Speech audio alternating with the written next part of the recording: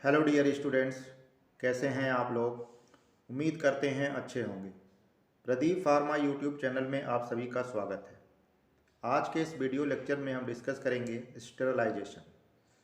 यह बहुत ही important topic है और इस टॉपिक से डिफरेंट कॉम्पिटिटिव एग्ज़ाम में एक या दो क्वेश्चन ज़रूर पूछ लिए जाते हैं। तो चलिए पहले इस वीडियो लेक्चर में हम थियरी डिस्कस करेंगे और इसके नेक्स्ट वीडियो लेक्चर में हम ऑब्जेक्टिव क्वेश्चन डिस्कस करेंगे। तो चलिए स्टार्ट करते हैं। Sterilisation it is a process of complete removal RORR killing of micro organism and their spores. तो स्टेरलाइजेशन सिंपली है क्या, एक प्रोसेस है जिसमें हम किसी भी प्रोडक्ट में से माइक्रो ऑर्गेनिज्म को रिमूव कर दें कम्प्लीटली या उसको किल कर दें। तो इस प्रोसेस को स्टेरलाइजेशन कहेंगे। और जिस प्रोडक्ट से हम माइक्रो ऑर्गेनिज्म को रिमूव कर रहे हैं या किल कर रहे हैं उस प्रोडक्ट को स्टेरलाइज्ड प्रोडक्ट कहा जाता है। जैसे पेरेंटल प्रिपरेशंस, ऑप्थेल्मिक प्रिपरेशंस, ये सब क्या होते हैं, स्टेरलाइज्ड प्रोडक्ट। नेक्स्ट है आपका disinfection. It is a process of destruction of micro organism but spores may or may not be destroyed. और disinfectant is a chemical substance RORR compound used to inactivate RORR, destroy microorganism on inert surface। तो disinfection क्या है? Disinfection एक process है। जैसे sterilisation एक process है उसी तरह से डिसइंफेक्शन भी एक प्रोसेस है जिसमें माइक्रो ऑर्गेनिज्म को हम क्या करते हैं, डिस्ट्रॉय करते हैं, किल करते हैं। बट इसमें ज़रूरी नहीं है कि जो स्पोर्स हैं वो भी किल हो जाए। और जो केमिकल हम यूज़ करते हैं माइक्रो ऑर्गेनिज्म को डिस्ट्रॉय करने के लिए या उसको किल करने के लिए, उस केमिकल एजेंट को डिसइंफेक्टेंट कहा जाता है। तो डिसइंफेक्टेंट जनरली हम निर्जीव वस्तुओं से माइक्रो ऑर्गेनिज्म को हटाने या उसको किल करने के लिए यूज़ किया जाता है। अब बात करते हैं एंटीसेप्टिक की। Antiseptics are chemical agents that slow RORR, stop the growth of microorganism on external body surface and help in prevention of infection। तो एंटीसेप्टिक क्या है? एंटीसेप्टिक भी एक केमिकल एजेंट है जो अब माइक्रो ऑर्गेनिज्म को किल करते हैं या तो उसके ग्रोथ को स्टॉप कर देते हैं। और यह जनरली लिविंग थिंग्स के लिए यूज़ किया जाता है। जैसे कहीं पे कट गया हो या कहीं पे चोट लगा हो तो वहाँ पे हम एंटीसेप्टिक यूज़ करते हैं ताकि वहाँ पे माइक्रो ऑर्गेनिज्म ग्रोथ ना कर सकें और वहाँ पे इन्फेक्शन ना हो सके। स्टेरलाइजेशन, डिसइंफेक्शन और एंटीसेप्टिक हैं। इन सब में माइक्रो ऑर्गेनिज्म को कहीं ना कहीं किल किया जा रहा है, बट जो इनका यूटिलाइजेशन है वो डिफरेंट है। जैसे डिसइंफेक्टेंट जो यूज़ किया जाता है वो निर्जीव वस्तुओं के लिए यूज़ किया जाता है और जो एंटीसेप्टिक है वह लिविंग थिंग्स के लिए यूज़ किया जाता है। वहाँ पे माइक्रो ऑर्गेनिज्म के ग्रोथ को इनहिबिट करते हैं या किल करते हैं।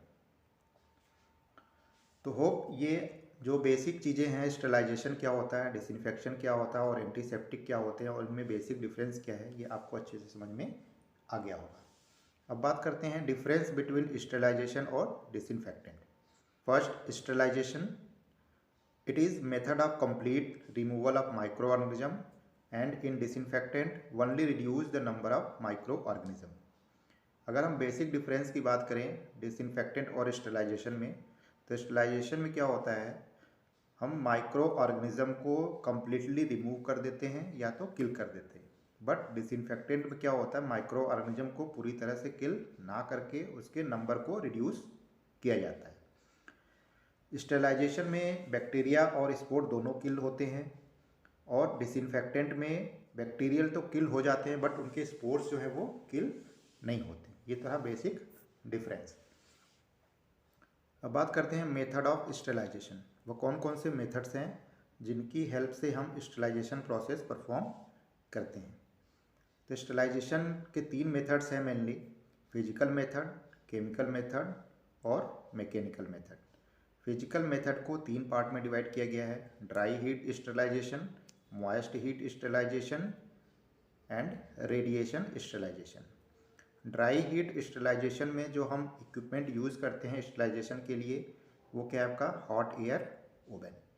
और मॉइस्ट हीट स्टेरलाइजेशन में हम जो इक्विपमेंट यूज़ करते हैं स्टरलाइजेशन के लिए वो क्या है, ऑटोक्लेव। और रेडिएशन में दो तरह के रेडिएशंस यूज़ किए जाते हैं, आयनाइजिंग रेडिएशन और नॉन आयनाइजिंग रेडिएशन। ये तो रहा फिजिकल मेथड। अब बात करते हैं केमिकल मेथड। केमिकल मेथड में भी दो मेथड यूज़ करते हैं। First, by heating with bactericide and gaseous sterilization. उसके बाद है आपका मैकेनिकल मेथड, जिसमें हम फिल्ट्रेशन यूज़ करते हैं। मीन्स जो प्रोडक्ट को हमको स्टरलाइज करना होता है उसको फिल्टर मीडियम से पास करते हैं। जैसे मेम्ब्रेन फिल्टर यूज़ किया जाता है, सिर्ज फिल्टर यूज़ किया जाता है एंड बर्कफेल्ड ग्लास फिल्टर यूज़ किया जाता है। यहाँ से भी बहुत सारे क्वेश्चन बन जाते हैं। जैसे क्वेश्चन बन गया फिजिकल मेथड ऑफ स्टरलाइजेशन, तो इसमें से 3 ऑप्शन आपको दे देंगे और चौथा ऑल ऑफ द एबव दे देंगे, है ना। तो ये चार्ट बहुत इंपॉर्टेंट है, इसको ध्यान में रखिएगा, इससे बहुत सारे क्वेश्चंस आपके सॉल्व हो जाते हैं। अब चलिए वन बाय वन डिटेल में डिस्कस करते हैं। फर्स्ट है आपका फिजिकल मेथड में हम डिस्कस करेंगे dry heat sterilisation. Dry heat sterilisation के लिए हम क्या यूज़ करते हैं, हॉट एयर ओवन। और इसमें जो टेम्परेचर हम रखते हैं, टेम्परेचर मेंटेन करते हैं 160 degree Celsius for 2 hours and 170 degree Celsius for 1 hours. Heat transfer from source to body by radiation, convection and conduction. Microorganism killed by oxidation and suitable for moisture sensitive material, that is oil and dry powders, and unsuitable for surgical dressing because natural moisture of fibers evaporate. Examples है इसके आपके all glasses, syringes, test tube, etc. तो dry heat sterilization में generally होता क्या है, जो हम इक्विपमेंट यूज़ करते हैं स्टरलाइजेशन प्रोसेस के लिए वो है आपका हॉट एयर ओवन। उस हॉट एयर ओवन में हम टेम्परेचर मेंटेन करते हैं 160 degree Celsius for 2 hours and 170 degree Celsius for 1 hours. अब इसको थोड़ा डिटेल में समझते हैं। जैसे हमको किसी ग्लास वेयर्स को स्टरलाइज करना है ना, तो उसको क्या करना है, ओवन में इंसर्ट कर देना है, ड्राई वॉश करके अच्छे से। उसके बाद उसको टेम्परेचर ऑन कर देना है। जब टेम्परेचर 160 डिग्री सेल्सियस पहुंच जाए, वहाँ से हम टाइम काउंट करेंगे 2 आवर्स। अगर 170 डिग्री सेल्सियस पे कर रहे हैं तो हम उसको 1 आवर्स के लिए उसमें रखेंगे। उसके बाद ओवन को ऑफ कर देंगे। फिर जब टेम्परेचर कूल हो जाए, डाउन हो जाए टेम्परेचर, फिर हम उसको ओपन करते हैं। एकदम से ओपन नहीं करना है, अदरवाइज ग्लास वेयर्स ब्रेक हो जाएंगे। और इसमें जो हीट ट्रांसफ़र होता है वो किस मेथड से होता है, radiation, convention and conduction. Conduction के थ्रू कम अमाउंट में हीट ट्रांसफ़र होता है। और ड्राई हीट स्टरलाइजेशन में जो माइक्रो ऑर्गेनिज्म किल होते हैं उसका मैकेनिज्म क्या है, ऑक्सीडेशन। ऑक्सीडेशन अब जो सेल के कॉन्स्टिट्यूएंट होते हैं उनका ऑक्सीडेशन होने की वजह से माइक्रो ऑर्गेनिज्म किल हो जाते हैं। और यह जनरली यूज़ किए जाते हैं ऑयली प्रोडक्ट और ड्राई पाउडर्स के लिए। सर्जिकल ड्रेसिंग को हम ड्राई हीट स्टरलाइजेशन से स्टरलाइज नहीं करते हैं, क्योंकि इसमें जो नेचुरल वेपर्स होते हैं वो इवेपोरेट कर जाते हैं, इसकी वजह से वो ख़राब हो जाता है। इसके एग्जांपल्स हैं आपके all glasses, syringe, test tube, ये सब मटेरियल्स ड्राई हीट स्टरलाइजेशन से स्टरलाइज किए जाते हैं। एक नोट है आपका, rubber and plastic are not sterilised by this method. Rubber और जो प्लास्टिक्स हैं इस मेथड से स्टरलाइज नहीं किए जा सकते। क्यों? क्योंकि उसमें पिघल जाता है वो, है ना। तो ये ड्राई हीट स्टरलाइजेशन में जो पॉइंट मैंने नोट किए हैं बहुत ही इंपॉर्टेंट है, इसको सब अच्छे से तैयार कर लीजिएगा, यहाँ से क्वेश्चन बहुत पूछे जाते हैं। नेक्स्ट फिजिकल मेथड है आपका रेडिएशन स्टरलाइजेशन, जिसमें दो तरह के स्टरलाइजेशन यूज़ किए जाते हैं, आयनाइजिंग और नॉन आयनाइजिंग। आयनाइजिंग में आपका एक्सरे, गामा रे और कैथोड रे, जैसे इलेक्ट्रॉन बीम, ये सब क्या है, आयनाइजिंग रेडिएशन। एक्सरे की बात करते हैं। X-ray are lethal to micro organism and higher form of life but are rarely used in sterilisation because their production is expensive and efficient utilisation is difficult since radiation are given off in all direction from the point of origin। X-ray जो है micro organism को किल तो कर देता है but यह बहुत expensive होता है।